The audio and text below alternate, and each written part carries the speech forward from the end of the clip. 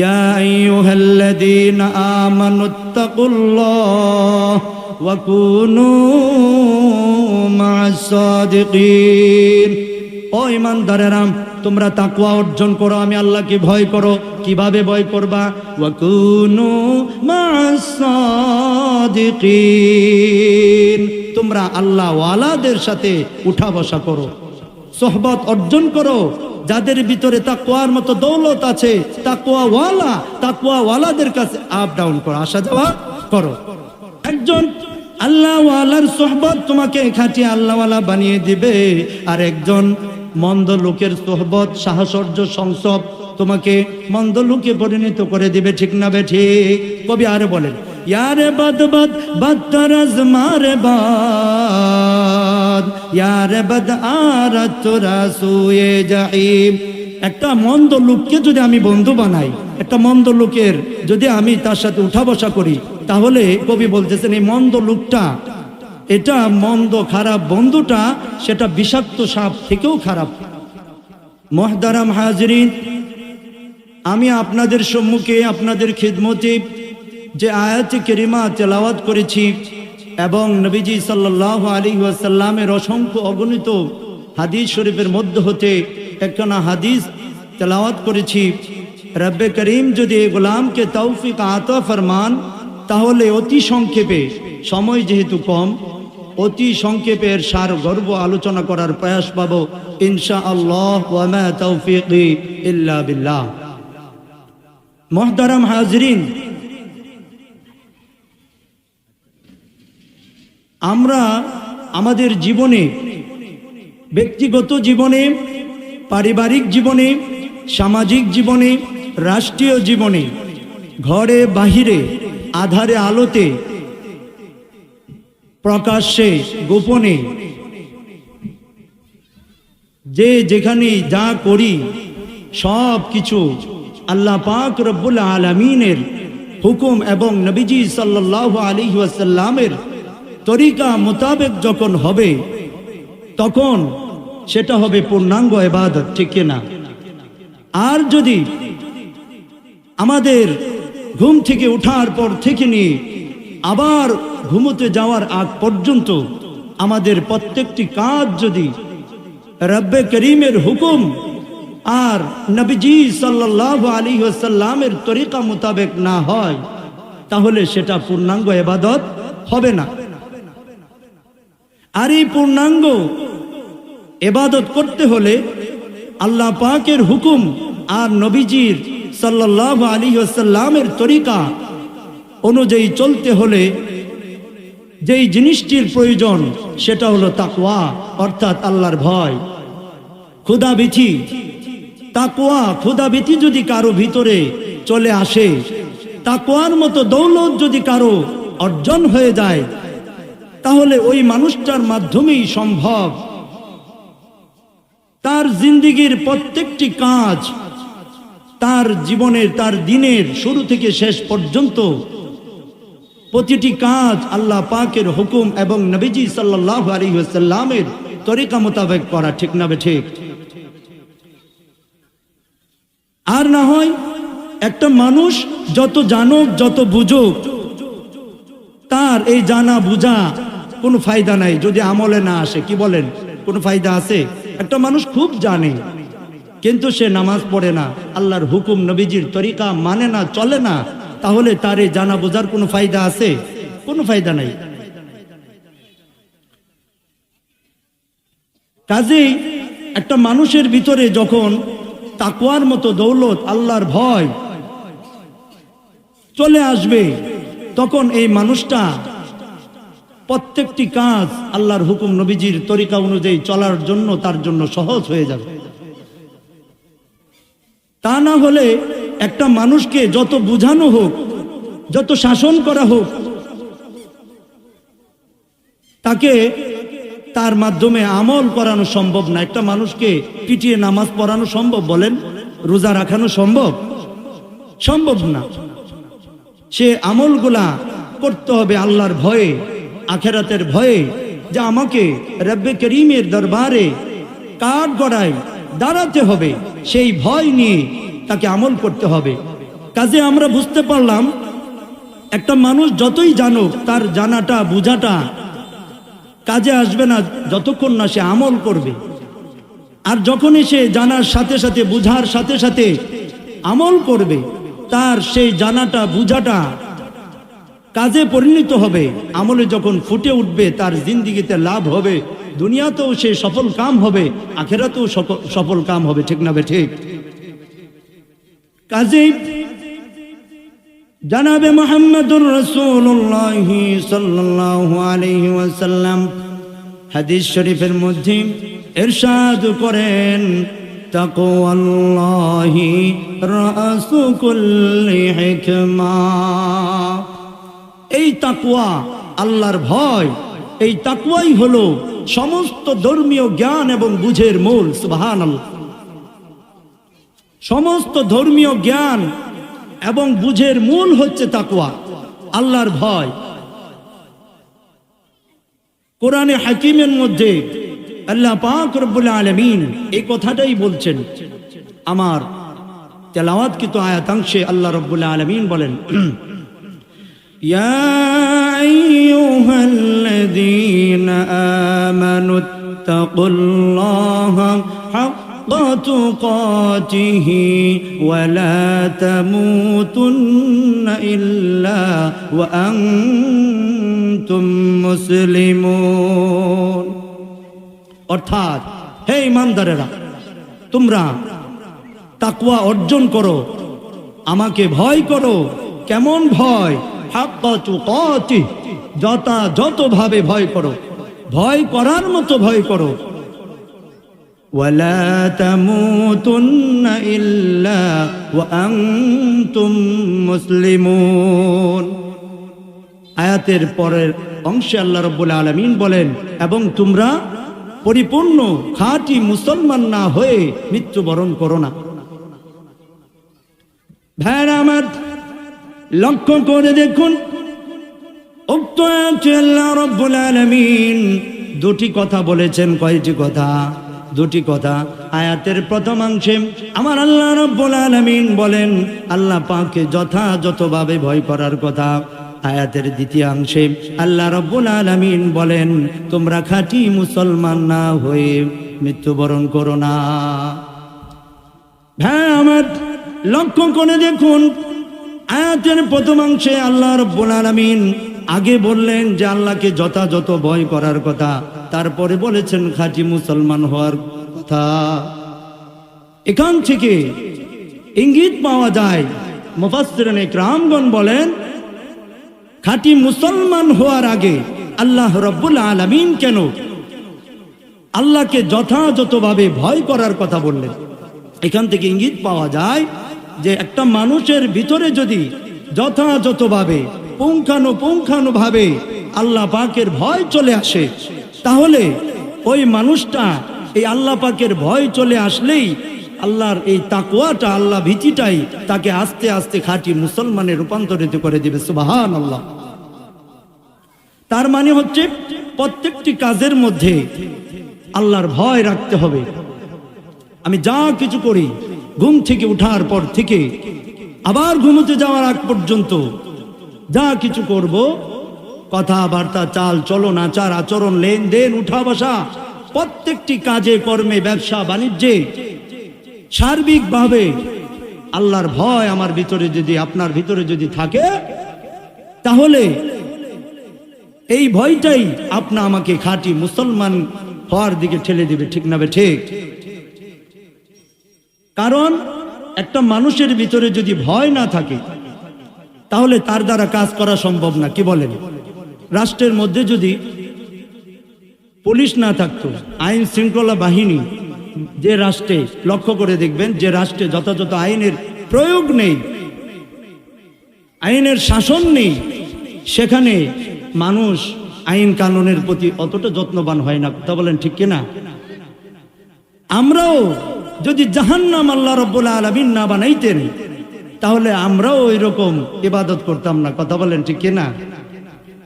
এই জাহান্নামের ভয়ে আমাকে আপনাকে রব্বে করিমের কাঠ গড়ায় একদিন দাঁড়াতেই হবে। আমাকে আপনাকে হিসেব দিতেই হবে। সারা জীবন টোটাল লাইফে কি করেছি পুঙ্খানু হিসাব নেওয়া হবে। বলা হবে তুমি এই অপরাধ করেছ, সাথে সাথে বান্দা অস্বীকার করে বসবে, ইম্পসিবল, আমি করি নাই, আমি এটা করি নাই, তুমি এটা দেখেছো, অন্যায় ছিল, আমি দেখি নাই। সাথে সাথে দুনিয়াতে তো এখন সহজ হয়ে গেছে, অত্যাধুনিক টেকনোলজি সহজ হয়ে গেছে। বর্তমান বিজ্ঞানের এই চরম উৎকর্ষের যুগে এটা সহজ হয়ে গেছে আমাদের জন্য বোঝা। কেউ যদি অপরাধ করে সিসি ফুটেজ থাকে না, তখন সে এটা আর অস্বীকার করতে পারে না। যখন ভিডিও ফুটেজ থাকে অস্বীকার করতে পারে না।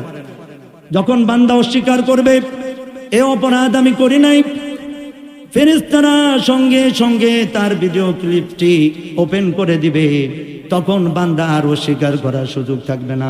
বান্দা বলবে মালি হাদাল কিতাবি লা ইউগাদিরু সগীরাতাও ওয়ালা কাবীরাতান ইল্লা আহসাহা।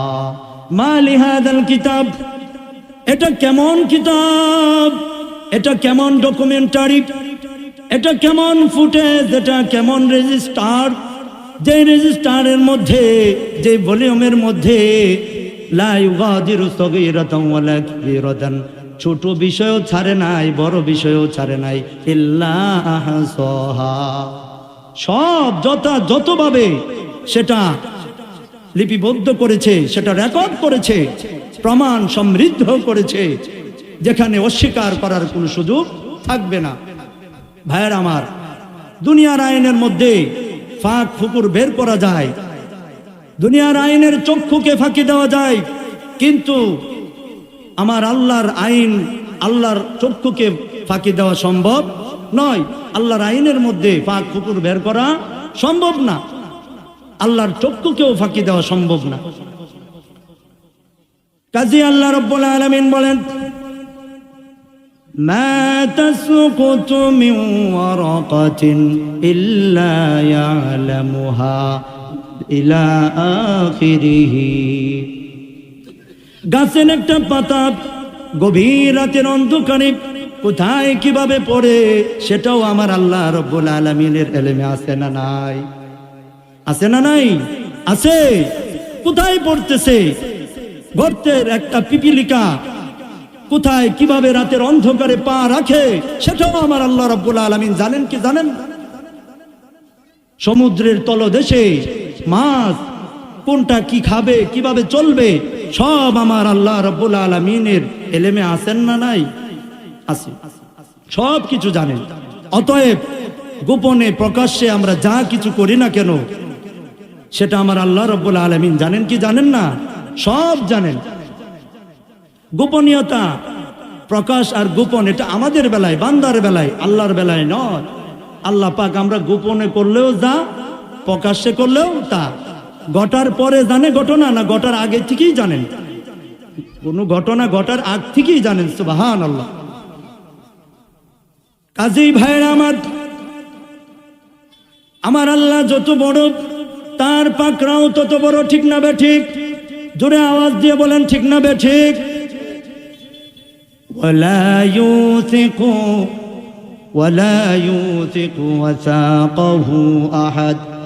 আমার আল্লাহ যত বড়, তার পাকড়াও, তার ধরা তত বড়। তার মতো কেউ পাকড়াও করতে পারবে না। ধরা খেয়ে যাব, কঠিন ধরা, যেই ধরার পরে আর বাঁচার উপায় থাকবে না। আমার আল্লাহর ধরা যত বড়, তার শাস্তিও তত বড়। ওয়ালা ইউআযযিবু আযাবাহু আহাদ। তার মতো শাস্তিও কেউ দিতে পারবে না, তার শাস্তিও তত বড়। দুনিয়ার মধ্যে দেখা যায় কেউ অ্যারেস্ট হইলে তদবির করে বের হয়ে যায়, বের হয় না? শাস্তি সাজা যদি দেওয়া হয়, জল্লাদ শাস্তি প্রয়োগ করবে, বেত্রাঘাত করবে, যাই করবে, সে কান্নাকাটি করলে, কোনো তদবির করলে বের হয়। আর শাস্তি প্রয়োগের সময় যদি কান্নাকাটি করে, তাহলে তার ভিতরে মায়া আসলে শাস্তি কমায় দিতেও পারে, পারে না? কিন্তু আল্লাহর ওই যখন কবরে আমরা যাব, জাহান্নামের হাসরের মাঠ যখন কায়েম হবে, তখন কি কোনো তদবির কাজে আসবে? বলেন, কোনো তদবির কাজে আসবে না। দুনিয়ার অর্থ করি, লোভ, লালসা, অহংকার, আমিত্ব সব ধুলোয় মিশে যাবে, কোনো কাজে আসবে না। সেখানে ঈমান আর আমলে সলেহ, নেক কাজ সেখানে কাজে আসবে। অতএব আল্লাহ পাকের পাকড়াও থেকে তদবির করে বাঁচা সম্ভব না। তাহলে শাস্তি প্রয়োগ, দেখা গেছে কবরে শাস্তির জন্য যেই সিস্টেম থাকবে, ফেরেশতা থাকবে দায়িত্বরত শাস্তি প্রয়োগ জাহান্নামে, আপনার ওইখান থেকেও হাদিস শরীফে এসেছে সেই ফেরেশতারা হবে বধির, কানে শুনবে না, বয়রা, হাটকাল হবে। বুঝতে পেরেছেন? তাদের জন্মগতভাবেই তাদেরকে বানানো হয়েছে হাটকাল করে। এই শাস্তিপ্রাপ্ত ব্যক্তিটা জাহান্নামের কবরে শাস্তি পেতে থাকবে, আর যে চিৎকার চেঁচামেচা করবে কিছুই শুনবে না, কারণ সে তো বধির। বুঝতে পেরেছেন? আবার তার চক্ষু থাকবে অন্ধ, তার কি করুণ দশা হবে, তার শাস্তির যে স্টিম রোলার তার উপরে চলবে, ভয়াবহ তার আযাবে, তার শাস্তির যে ভয়াবহ করুণ দৃশ্য হবে সেটাও সে দেখবে না, যেহেতু সে দায়িত্বরত ফেরেশতা, অন্ধ। কাজেই ভাইরা আমার, এভাবে সে কবরে শাস্তি পেতে থাকবে, শত শত বছর চলে যাবে। তখন তার মনে হবে ধৈর্য ধরে দেখি। দুনিয়াতে শুনতাম মুরব্বীরা বলতেন সবরে মেওয়া ফলে, সবরে মেওয়া ফলে, ধৈর্য ধরে দেখি কোনো লাভ হয় কিনা। ভাইরা আমার, এভাবে হাজার হাজার বছর চলে যাবে, তার মুক্তির কোনো পথ বের হবে না। কাজেই বোঝা গেল এই তাকওয়া, আল্লাহর ভয় আপনা আমার ভিতরে আনা দরকার আছে না নাই? প্রত্যেকটি ক্ষেত্রে যখন আপনা আমার ভিতরে তাকওয়া, আল্লাহর ভয় চলে আসবে, চাই সেটা ব্যক্তি জীবনে হোক, পারিবারিক জীবনে হোক, রাষ্ট্রীয় জীবনে হোক, আন্তর্জাতিক জীবনে হোক, যেখানেই হোক, যখন আল্লাহর ভয় কোনো বান্দির ভিতরে চলে আসে, ওই লোকটার মাধ্যমে কোনো অপরাধ করা সম্ভব না। কথা বলেন ঠিক না বেঠিক? আর না হয় আপনারা জেনে থাকবেন, ইন্টারন্যাশনাল ভাবে ইন্টারপোল নামে একটা দুর্নীতি দমন সংস্থা গঠন করা হয়েছে আন্তর্জাতিক ভাবে সারা বিশ্বময়। কিন্তু দুর্নীতি কি কমছে না বাড়ছে? বাড়তেছে, বেড়েই চলছে। আমাদের দেশও দুদক আছে না নাই? দুর্নীতি দমন কমিশন আছে না নাই? দেখা গেছে একটা ক্রাইম, একটা অকারেন্স ঘটে গেলে আবার সেখানে দুদক তো আছেই, তারপরে আবার একটা তদন্ত কমিটি হয়, হয় কি হয় না? ওইটার ভিতরেও আবার দুর্নীতি। এভাবে দুর্নীতির জটলা আরো বাড়তেই থাকে। দুর্নীতি দমন হবে কোত্থেকে? কারণ দুর্নীতি দমনের মূল বিষয় হলো তাকওয়া। মূল বিষয় কি? তাকওয়া। আপনি এভাবে আইন শৃঙ্খলা দিয়ে মানুষকে অপরাধ থেকে দমন করা সম্ভব নয়। কাজেই মৌলিকভাবে যদি তাকওয়াটা, আল্লাহর ভয়টা চলে আসে, তাহলেই একমাত্র সম্ভব একটা মানুষকে খাঁটি মানুষ, একটা পরিপূর্ণ খাঁটি ইমানদার মুমিন মুসলমান বানাতে একমাত্র তাকওয়ার মতো দৌলতি পারে। কথা বলেন ঠিক কিনা? আল্লাহ পাক রব্বুল আলামিন আমাদের সকলকে এই তাকওয়ার মতো দৌলত অর্জনের তৌফিক দান করুন। এখন প্রশ্ন হয় যে হুজুর, বুঝলাম তাকওয়া ছাড়া উপায় নেই, আল্লাহর ভয় প্রত্যেকটা কাজে লাগবে, এখন তাকওয়া কিভাবে আসবে এটা জানা দরকার আছে না নাই? এরও পদ্ধতি আল্লাহ রব্বুল আলামিন কোরআনে হাকিমের বহু জায়গায় তিনি উল্লেখ করেছেন। আমি সংক্ষেপে কয়েকটা পয়েন্ট, কয়েকটা পদ্ধতি আলোচনা করব, করেই আজান হয়ে যাবে। সংক্ষেপে বলবো, কাম টু দ্য পয়েন্ট। আসুন আমরা তাকওয়া অর্জনের পয়েন্টগুলো নিয়ে আলোচনা করি। তাকওয়া অর্জনের একটা পদ্ধতি হলো, আল্লাহ রাব্বুল আলামিন বলেন, ওয়াত্তাকুল্লাহ, ও আমার বান্দারা তোমরা তাকওয়া অর্জন করো। ইন্নাল্লাহা খাবীরুম বিমা তা'মালুন, তোমরা তাকওয়া অর্জন করো, আমি আল্লাহকে ভয় করো, আর জেনে রাখবা নিশ্চয় আমি আল্লাহ রাব্বুল আলামিন তোমরা যা কিছু করো সব কিছু খবর রাখি, খুব খবর রাখি। সুবহানাল্লাহ। কি বলেন? এখানে তাকওয়া অর্জনের কথা, আল্লাহকে ভয় করার কথা বলেছেন। আয়াতের পরের অংশে আল্লাহ পাক কিভাবে এই ভয়টা করব সেটা তিনি বলে দিয়েছেন যে আল্লাহ পাক আমরা যা কিছু করি সব কিছু দেখেন। একটা মানুষের অ্যাজ ইউর ম্যান, আপনি আমি একজন মানুষ হিসাবে এই টেন্ডেন্সি, এই চেতনা, আপনার আমার মাইন্ড সেট আপ, আপনার আমার ব্রেনের মধ্যে এই জিনিসটা ইস্তেহজার রাখতে হবে, স্মরণ রাখতে হবে। আমি আপনি যা কিছু করি না কেন সেটা আল্লাহ রাব্বুল আলামিন দেখছেন। যা কিছু বলি সেটা কেউ না শুনলেও কে শুনছেন? আল্লাহ পাক রব্বুল আলামিন শুনছেন। যা কিছু করি, কেউ যা কিছু বলি, কেউ না দেখলে না শুনলেও সেটা আমার আল্লাহ শুনছেন। এই ফিলিংসটা, এই অনুভূতিটা যে মানুষের দিলের মধ্যে থাকবে, তার দিলের মধ্যে তাকওয়ার অর্জন হতে থাকবে। সুবহানাল্লাহ। সেই মানুষটাকে খাঁটি মানুষে রূপান্তরিত হয়ে যাবে, ঠিক না ঠিক? এই জন্যই সব সময় ব্রেনের মধ্যে, জেহেনের মধ্যে, মেমোরিতে রাখতে হবে আমি যা কিছু করছি সেটা কেউ না দেখলেও আমার আল্লাহ দেখছেন। কেউ যেটা দেখেন না সেটা দেখেন কে? জোরে আওয়াজ দিয়ে বলেন কে? কেউ যেটা শোনে না সেটা শোনেন কে? আল্লাহ। আল্লাহু আকবার। আমার আল্লাহ সব কিছু দেখেন, সব কিছু শুনেন। অতএব আমার আল্লাহর জানা বুঝার বাইরে কোনো কিছু করা গোপনে প্রকাশ্যে সম্ভব না। কাজেই এই ধারণাটা আমরা যখন রাখবো আমাদের জীবনের প্রতিটি সেক্টরে, তাহলেই আমাদের সম্ভব তাকওয়া অর্জন করা। তাকওয়া অর্জনের আরেকটা পদ্ধতি সম্পর্কে আল্লাহ রাব্বুল আলামিন বলেন, ইয়া আইয়ুহাল্লাযীনা আমানুত্তাকুল্লাহ ওয়া কুনু মা'আস সাদিকিন। ও ঈমানদারেরা, তোমরা তাকওয়া অর্জন করো, আমি আল্লাহকে ভয় করো। কিভাবে ভয় করবা? ওয়া কুনু মা'আস সাদিকিন। তোমরা আল্লাহ ওয়ালাদের সাথে উঠা বসা করো, সোহবত অর্জন করো। যাদের ভিতরে তাকওয়ার মতো দৌলত আছে, তাকওয়া ওয়ালাদের কাছে আপ ডাউন করো, আসা যাওয়া করো। আছে না নাই এরকম ব্যক্তি? আছে না নাই? এরকম আল্লাহ ওয়ালাদের কাছে আপনা আমার যেতে হবে, আসতে হবে, যাইতে হবে। ওনাদের সোহবত, ওনাদের সাংসব, ওনাদের সাহচর্য আমাদের অর্জন করতে হবে। তাহলে আপনা আমার ভিতরে তাকওয়া আসবে। তাকওয়াটা কি? হোয়াট ইজ তাকওয়া? তাকওয়া জিনিসটা কি? তাকওয়া হলো একটা চিন্তা, একটা ধারণা, মনের ধারণা। তো আমি যেরকম মানুষের কাছে যাব, সে যেরকম মাইন্ড সেট আপের হবে, যেরকম চিন্তা চেতনার অধিকারী হবে, তার অ্যাটিটিউড, তার দৃষ্টিভঙ্গি যেরকম হবে, তার একটা প্রভাব আপনা আমার মধ্যে পড়বে। পড়বে কি পড়বে না?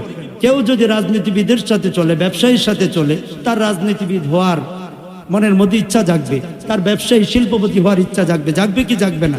আর কেউ যদি পক্ষান্তর একটা মন্দ মানুষ, একটা চোর, একটা টেন্ডারবাজ, চাঁদাবাজ, একটা নেশাখোরের সাথে চলে, তাহলে তার ভিতরে এই একটা প্রভাব আসবে না?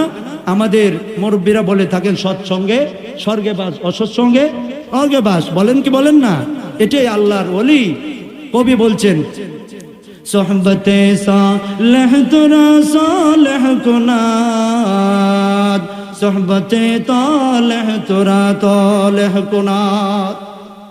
একজন আল্লাহওয়ালার সোহবত তোমাকে খাঁটি আল্লাহওয়ালা বানিয়ে দিবে, আর একজন মন্দ লোকের সোহবত, সাহচর্য, সংসব তোমাকে মন্দ লোকে পরিণত করে দিবে। ঠিক না বে ঠিক? কবি আরে বলেন, ইয়ারে বদ বদ বদতরজ মারে বাদ, ইয়ারে বদ আরত তোরা সুয়ে জাহিম। একটা মন্দ লোককে যদি আমি বন্ধু বানাই, একটা মন্দ লোকের যদি আমি তার সাথে উঠা বসা করি, তাহলে কবি বলতেছেন এই মন্দ লোকটা, এটা মন্দ খারাপ বন্ধুটা, সেটা বিষাক্ত সাপ থেকেও খারাপ। কি বলেন? জীবন ধ্বংস করে দেয় কি না? কাজেই দেখা যায় আগুনে হাত দিলে গরম লাগে, লাগে কি লাগে না? আগুনের স্বভাব হলো গরম, সে প্রকাশ করবে। আর বরফে ধরলে ঠান্ডা লাগে, বরফের এটা গুণ। সে তার কাছে গেলে, ধরলে, ছুঁইলে ঠান্ডা লাগবে। এরকম ভাবে আমরা যখন আপনার মনে করেন কামারের ঘরে যাই, কোনো না কোনো ভাবে আসা যাওয়া করতে গেলে একটু কালি লেগে যায় কিনা। আবার উল্টো দিক যখন একটা আতরওয়ালার দোকানে যাই, তাহলে কোনো না কোনো ভাবে আতর না লাগাইলেও অনেক সময় একটু লাগাই দেয় কিনা মহব্বত থাকলে, আর না হয় অন্তত একটা ঘ্রাণ চলে আসে, কি বলেন, আসে কিনা। কাজেই সোহবতে এরকম, ঠিক গরম যেরকম আগুনে ধরলে গরম লাগে, ঠান্ডায় বরফে ধরলে যেরকম বরফটা ঠান্ডা অনুভব হয়, সোহবতও এরকম। ঠিক যখন আমি ভালো মানুষের আল্লাহ ওয়ালাদের সোহবতে যাব, ওঠা বসা করব, তখন আমার ভিতরে তাকওয়ার দৌলত আসতে থাকবে। যাব তো আমরা ইনশাল্লাহ। আল্লাহ পাক আমাদেরকে আল্লাহ ওয়ালা, খাঁটি আল্লাহ ওয়ালাদের সাথে নিসবত রেখে দুনিয়া থেকে তাকওয়া অর্জন করে, তাকওয়ার মতো দৌলত অর্জন করে একজন খাঁটি মুসলমান হয়ে মৃত্যুবরণের তৌফিক দান করুন, সকলে বলে আমিন। তাকওয়া অর্জনের আরেকটা পদ্ধতি সম্পর্কে আল্লাহ রাব্বুল আলামিন বলছেন, ইয়া আইয়ুহাল্লাযীনা আমানুত্তাকুল্লাহ ওয়া কুলু কাওলান সাদীদা। ও ঈমানদারেরা, তোমরা আমি আল্লাহকে ভয় করো। কিভাবে ভয় করব? আল্লাহ পাক এই তাকওয়া আপনা আমার মধ্যে কিভাবে আসবে, এটার পরক্ষণেই বলছেন। আল্লাহ পাক বলতেছেন, ওয়াকুলু কাওলান সাদীদা, তোমরা সঠিক কথা বলো সব সময়, অলওয়েজ স্পিক দ্য ট্রুথ, সব সময় সদা সত্য কথা বলতে হবে। কথা বলেন ঠিক না বেঠিক? সর্বক্ষেত্রে দিনের শুরু থেকে নিয়ে শেষ পর্যন্ত প্রত্যেকটি কাজে বাঁচি আর মরি, সত্য নিয়ে বাঁচলে সত্য নিয়ে বাঁচবো, সত্যের পক্ষে থাকবো, হক এবং হক্কানিয়তের পক্ষে থাকবো, মরলে সত্যের উপরই মরবো। কথা বলেন ঠিক না বেঠিক? বলবেন যে মিথ্যা বললে তো বাঁচা যায়, এটা দুনিয়ার চোখে, দুনিয়ার আয়নায় সেটা বোঝা যায় যে দুনিয়াতে বেঁচে গেলেন, কিন্তু এই বেঁচে যাওয়া তো আসল বেঁচে যাওয়া না। এই সফলতা, মিথ্যে বলে সফলতা, এটা আসল সফলতা না। সত্য বলে যদি আপনি বিপদেও পড়েন, সেটাই আপনার পূর্ণাঙ্গ সফলতা। কারণ আখিরাতু খায়রুন ওয়া আবকা, আখিরাত হলো চিরস্থায়ী, আখিরাতের সফলতা হলো চিরস্থায়ী সফলতা। আর দুনিয়ার সফলতা ক্ষণস্থায়ী, দুনিয়ার সফলতা ক্ষণস্থায়ী। কাজেই আমরা সব সময় সত্য কথা বলবো, পারবো তো ইনশাআল্লাহ? আল্লাহ পাক রব্বুল আলামিন আমাদের সকলকে সব সময় সত্য কথা বলার তৌফিক দান করুন। কারণ আপনি আমি যদি মিথ্যা বলি কি হয়ে যাব জানেন? মুসলিম শরীফের হাদিস, আল্লাহর নবী বলেন, আয়াতুল মুনাফিকি সালাত, মুনাফিকের আলামত হলো তিনটি। ইযা হাদাসা কাযাবা ওয়া ইযা ওয়াদা আখলাফা ওয়া ইযা তুমিনা খান। মুনাফিক কারা? আল্লাহর নবী বলেন, মুনাফিক এক নম্বরে হলো যখন কথা বলে মিথ্যা কথা বলে, দুই নম্বর হলো যখন ওয়াদা করে তখন ওয়াদা ভঙ্গ করে, তিন নাম্বার হলো যখন তার কাছে কোনো কিছু আমানত রাখা হয় সে সেটা ভঙ্গ করে। আমাদের সমাজে আছে না নাই? কথায় কথায় মিথ্যা কথা বলা। হ্যাঁ, কোথায় আছো দোস্ত? ফোন দিলে আছে কুলিয়ার চর, বলে ভৈরবে আছে, বলে কিনা? মিথ্যে হলো কিনা? এরকম ভাবে পর্যায়ক্রমে প্রত্যেকটা বিষয়ে মিথ্যে। আসিদকু ইউনজি ওয়াল কিযবা ইউহলিক, সত্য মানুষকে মুক্তি দেয়, ওয়াল কিযবা ইউহলিক, মিথ্যা মানুষকে ধ্বংস করে দেয়। কাজে আমরা সব সময় সত্য কথা বলবো তো ইনশাআল্লাহ। আল্লাহ পাক আমাদের সকলকে তৌফিক দান করুন। আরেকটা তাকওয়া অর্জনের আরেকটা পদ্ধতি হলো, আল্লাহ পাক রব্বুল আলামিন বলেন, ইয়া আইয়ুহাল্লাযীনা আমানুত্তাকুল্লাহ ওয়াল তানজুর নাফসুম মা কদ্দামাত লিগাদ। ও ঈমানদারেরা, তোমরা তাকওয়া অর্জন করো, অর্থাৎ আমি আল্লাহকে ভয় করো। কিভাবে ভয় করবা? আল্লাহ রাব্বুল আলামিন বলেন, ওয়াল তানজুর নাফসুম মা কদ্দামাত লিগাদ। প্রত্যেকটা মানুষ যেন এই চিন্তা করে, তার মেমোরিতে, তার ব্রেনের মধ্যে এই কথাটা ইস্তেহজার রাখে, স্মরণ রাখে যে আমি আখিরাতের জন্য কি সঞ্চয় করছি, পরকালের জন্য। যে কাজটা করতেছি সেই কাজটা আমার পক্ষে যাবে না বিপক্ষে যাবে, সেই কাজটা আমার পক্ষে গেলে সেটা আমার সওয়াবের অ্যাকাউন্টে জমা হবে, জমা হলে আমি ফলশ্রুতিতে জান্নাতে যাব, না আমার এটা গুনার অ্যাকাউন্টে জমা হয়ে ফলশ্রুতিতে আমি জাহান্নামে যাব। কাজেই এই বিষয়টা সবসময় মাথায় রাখতে হবে, যেটা করলাম সেটা আমার পক্ষে যাবে না বিপক্ষে যাবে। আজান হচ্ছে, কাজেই কথা এখানেই শেষ করলাম যে তাকওয়া আপনা আমার পরিপূর্ণ ইবাদত করতে হলে, আল্লাহর হুকুম নবীর তরিকা অনুযায়ী চলতে হলে আপনা আমার ভিতরে আল্লাহর ভয় আনতে হবে। এর মধ্যে একটা পদ্ধতি হলো সব সময় আমি যা কিছু করছি মনে রাখতে হবে কেউ না দেখলেও সেটা আল্লাহ পাক দেখছেন। 2 নাম্বার কথা হলো সব সময় সত্যি কথা বলতে হবে। 3 নাম্বার তাকওয়া অর্জনের পদ্ধতি হলো আল্লাহ ওয়ালাদের সোহবত অর্জন করতে হবে। 4 নাম্বার পদ্ধতি হলো যে আমি কি করতেছি এটা আমার সওয়াবের অ্যাকাউন্টে জমা হচ্ছে কিনা এই জিনিসটা খেয়াল করতে হবে, এটা মনে রাখতে হবে। আল্লাহ পাক আমাদের সব ভাইকে তাকওয়ার মতো দৌলত অর্জনের মাধ্যমে একজন সত্যিকারের খাঁটি মুসলমান মুমিন মুত্তাকি হওয়ার তৌফিক দান করুন। সকলে বলে আমিন। ওয়া আখিরু দাওয়ানা আনিল হামদুলিল্লাহি রাব্বিল আলামিন।